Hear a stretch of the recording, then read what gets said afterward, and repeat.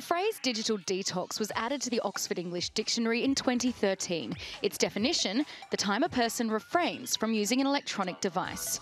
But since then, the time we spend on our smartphones and computers has only increased. I think up to 3 to 4 hours minimum.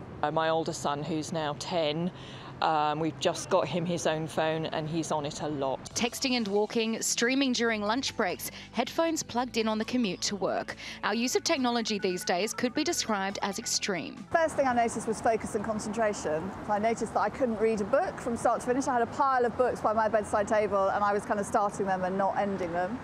And the other thing was sleep. After more than 20 years running a tech business in digital marketing, Tanya Goodin realised she was spending too much time staring at screens. So she launched Time to Log Off, which runs digital detox retreats 3 to 4 times a year. The so-called disconnected escapes around the UK and Italy cost around $1,000 for a weekend and $1,700 for a week. Phones are switched off and removed and replaced by more traditional activities. It's no accident that some of the really big hotel chains are now introducing digital detox environments and weeks and even rooms. I'm seeing a big growth actually in the travel industry. I think people want to pay for peace and they want to pay for disconnection. But while some people are able to lessen their attachment to devices with a detox retreat or a seminar, others suffer from serious addiction. Nightingale Hospital in London was one of the first in the UK to offer private technology addiction treatment clinics. I think the most extreme cases are probably presenting to hospitals, certainly to paediatricians. A colleague recently was involved with a young man who they thought in his teenage years had had a stroke.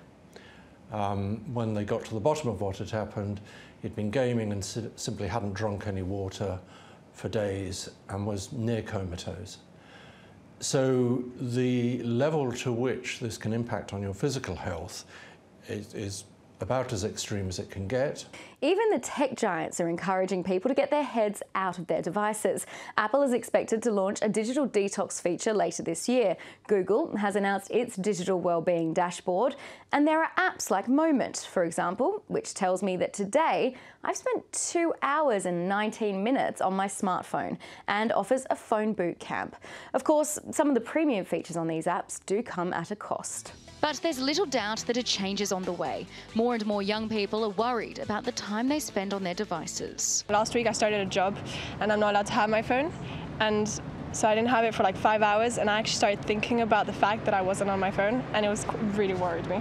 And as people switch on to the need for switching off, the digital detox business is sure to boom. Katie Gregory, TRT World, London.